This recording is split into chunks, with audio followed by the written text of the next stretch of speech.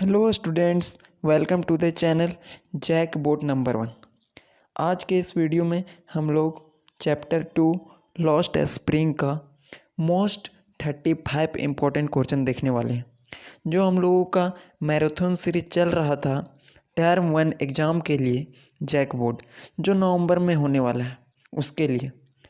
तो हम लोग मोस्ट इम्पोर्टेंट ऑब्जेक्टिव क्वेश्चन देखने वाले हैं। तो चलिए शुरू करते हैं। सबसे फर्स्ट क्वेश्चन, हु वाज साहेब? साहेब कौन था? तो साहेब एक रैक पिकर था, कचरा उठाने वाला लड़का था। आगे देखते हैं, what is the mean of Saheb e Alam? तो इस चैप्टर के अंदर लॉस्ट स्प्रिंग, इसमें साहेब ए आलम का क्या मतलब था? तो इसका मतलब था लॉर्ड ऑफ यूनिवर्स, मतलब कि ब्रह्मांड का भगवान। आगे देखते हैं, what is the central theme of the story lost spring? तो लॉस्ट स्प्रिंग का सेंट्रल थीम क्या था? तो पुअर चिल्ड्रन और लॉस्ट चाइल्डहुड। इसके अंदर गरीब बच्चे और उसका बचपना खो जाता है, इसके बारे में बताया जाता है। नेक्स्ट देखते हैं fourth one day Saheb was seen by author watching some young man playing. तो ऑथर ने साहेब को एक दिन देखा था, क्या करते देखा था? तो वो देख रहा था कि बच्चे टेनिस खेल रहे हैं। Next one, the rag pickers have no identity but have. तो जो कूड़ा उठाने वाले बच्चे होते हैं, उनके पास किसी प्रकार का कोई आइडेंटिटी नहीं होता है, बट उनका राशन कार्ड जरूर होता है, जिनके द्वारा उन लोगों को खाना मिलता है। अगर आपने अभी तक पॉज करके वीडियो को नहीं लिख रहे हैं, तो पॉज करके वीडियो को जितना भी क्वेश्चन है लिखते चलें, ताकि आप लोगों को याद भी हो जाए। आगे देखते हैं next one, sixth, is your school ready? Who asked this question? तो ये कौन पूछा था कि आपका स्कूल रेडी हो गया है? तो ये साहेब पूछा था, ऑथर से पूछा था कि आपका स्कूल रेडी हो गया है। तो इसका आंसर हो जाएगा साहेब। यदि आपने चैप्टर को पढ़ लिया है तो आप आसानी के साथ इन सभी क्वेश्चन को कर लेंगे। आगे देखते हैं, why did Saheb e Alam not go to school? तो साहेब ए आलम जो कैरेक्टर था लॉस्ट स्प्रिंग का, वो स्कूल क्यों नहीं जाता था? क्योंकि उसके पास पैसे की कमी थी, वो गरीब बच्चा था, इसीलिए वो स्कूल नहीं जाता था। तो इसका आंसर हो जाएगा had no money to pay fee. Next one, 8, what means canister used in the extract? तो उस चैप्टर के अंदर कैनिस्टर शब्द का यूज किया गया है, उसका मतलब क्या होता है? तो उसका मतलब होता है वेसल। अगर ऑप्शन में आप लोगों को जहाँ भी वेसल दिखे वहाँ पे आप वेसल में टिक लगा देंगे। आगे देखते हैं, according to author what was garbage for parents? तो गार्बेज जो कूड़ा कचरा था, वो गरीब बच्चों के माता पिता के लिए क्या का काम करता था? तो वो हो जाएगा आपका मीन्स ऑफ सर्वाइवल के लिए, उनके जीने के लिए काम करता था। क्योंकि गरीब बच्चे वहाँ पे जाते थे, उन कूड़ा से वे उन लोगों को कभी पैसा मिला करता था, कभी खाने के लिए सामग्री मिला करता था, इसीलिए वो जीविका का साधन था।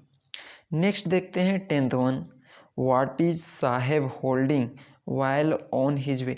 जब वो रास्ते में था तो वो क्या पकड़ा हुआ था? तो वो एक स्टील का कैनिस्टर पकड़ा हुआ था, जिसे पिछले क्वेश्चन में हमने देखा, जिसका मतलब होता है वेसल। नेक्स्ट देखते हैं 11th one, is Saheb happy working at tea stall? तो जो साहेब था गरीब बच्चा, वो टी स्टॉल में काम करके खुश था? नहीं, बिल्कुल खुश नहीं था। उसे पैसा तो मिल रहा था, बट उसकी आज़ादी छीन गई थी। आगे देखते हैं 12th, Saheb held from which place? तो साहेब कहाँ से आया था? तो इसका आंसर हो जाएगा green field of Dhaka, Dhaka के ग्रीन फील्ड से वो आया था। नेक्स्ट देखते हैं, अकॉर्डिंग टू ऑथर, ऑथर के अनुसार rag pickers has become over the year, क्या बन चुके थे? तो एक फाइन आर्ट बन चुका था, उन लोगों के लिए कला का काम कर रहा था। नेक्स्ट देखते हैं 14th, how has new job impacted Saheb? तो जो साहब को नया जॉब मिला टी स्टॉल में काम करने का, वो उसको किस प्रकार से इम्पैक्ट किया था? तो he has lost his care free look, वो अपने लुक को टोटली खो चुका था, वो अपने आज़ादी को खो चुका था, उसे अब किसी के अंडर काम करना पड़ता था। आगे देखते हैं, the colony of raw pickers is situated in, तो जो रैग पिकर कूड़ा उठाने वाले बच्चे थे, उनके माता पिता थे, उन लोगों का कॉलोनी कहाँ पे स्थित था? तो सीमापुरी में स्थित था। और सीमापुरी कहाँ पे था? दिल्ली में था। यदि आपने चैप्टर को कंप्लीट किया है तो ये सब आपसे आसानी से बन रहा होगा। आगे देखते हैं 16th one, to the rag picker is, तो जो कूड़ा कचरा था वो रैग पिकर के लिए क्या का काम करता था? तो उनके लिए डेली ब्रेड का काम करता था। तो उनके लिए डेली ब्रेड का काम करता था और उनके माथे के ऊपर छत के रूप में काम करता था। नेक्स्ट देखते हैं 17th वन, पूरी इज ए होम ऑफ, तो सीमापुरी किन लोगों का घर था? तो रिफ्यूजीज फ्रॉम बांग्लादेश, तो जो बांग्लादेश से शरणार्थी आए थे उन लोगों के लिए घर का काम कर रहा था सीमापुरी। और रिफ्यूजीज का मतलब होता है शरणार्थी, जो शरण लिए थे। नेक्स्ट देखते हैं 18th one, why is author calling garbage as a gold in the story, author है सो गार्बेज को गोल्ड क्यों कह रहा है स्टोरी के अंदर? Because of its encashment value, उसका कैश के रूप में वैल्यू था गरीब लोगों के लिए, उन रैग पिकर्स के लिए। नेक्स्ट देखते हैं 19th one, where is Seemapuri situated, तो सीमापुरी कहाँ पे स्थित था? दिल्ली के ईस्ट पार्ट में सिचुएटेड था, तो आंसर हो जाएगा ईस्ट दिल्ली में। नेक्स्ट देखते हैं 20th one, the squatter in Seemapuri arrived as refugees from Bangladesh in, तो स्क्वाइटर का मतलब होता है अतिक्रमणकारी, इसका मतलब होता है शरणार्थी। तो बोल रहा है कि जो अतिक्रमण हुआ था बांग्लादेश में लोगों का, वो शरण लेने के लिए इंडिया में कब आए थे? बांग्लादेश से, तो वे आए थे 1971 ईस्वी में। आगे देखते हैं, why did narrator feel embarrassed, तो नरेटर एम्बेरेस्ड क्यों हो गया? For making a false promise, वो फॉल्स प्रॉमिस किया था ना साहेब साहब, इसीलिए वो एम्बेरेस्ड हो गया था, क्योंकि उसने बोला था कि मैं स्कूल बना दूंगा, that's why he is get embarrassed. आगे देखते हैं 22, Mukesh belongs to a family of, तो मुकेश किस फैमिली से बिलोंग करता था? तो मुकेश जो था बैंगल मेकर्स के फैमिली से बिलोंग करता था, मतलब चूड़ी बनाने वाले के फैमिली से बिलोंग करता था। इस चैप्टर के अंदर दो कैरेक्टर है, एक मुकेश है एक साहिब है, तो अब जो हम लोग कैरेक्टर पढ़ रहे हैं वो मुकेश के बारे में पढ़ रहे हैं। नेक्स्ट देखते हैं, मुकेश फादर इज ए, तो मुकेश के पिताजी क्या थे? तो बैंगल मेकर थे, चूड़ी बनाने वाले थे। नेक्स्ट देखते हैं, Firozabad city is famous for, तो फिरोजाबाद सिटी है किस चीज़ के लिए फेमस है? तो ग्लास बैंगल के लिए, मतलब कि चूड़ी बनाने के लिए बहुत ज़्यादा फेमस है। नेक्स्ट देखते हैं 25, Mukesh brother's wife was in charge of, तो मुकेश का भाभी कितने लोगों के अंडर में काम करती थी? तो 3 लोगों के अंडर में काम करती थी, क्योंकि जो पुअर फैमिली होते हैं ना, उनके अंदर जो भी औरत होती है ना, जितने भी मर्द होते हैं उनके अंडर में काम करती है।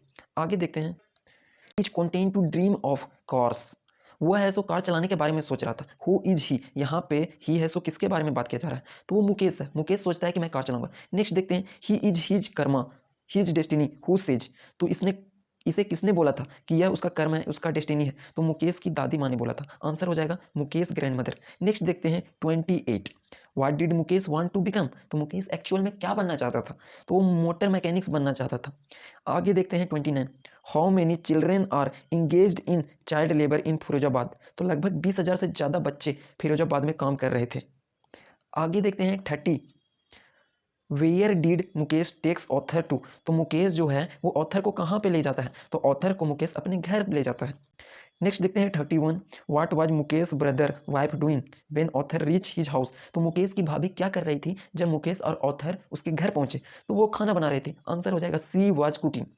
नेक्स्ट देखते हैं 32, Firozabad is located in which state, तो फिरोजाबाद किस सिटी में लोकेटेड है? तो वो है सो यूपी में लोकेटेड है। Next one, I want to drive a car who said this, किसने कहा था कि मुझे कार चलाने का मन है? तो वो मुकेश था, तो आंसर इज मुकेश।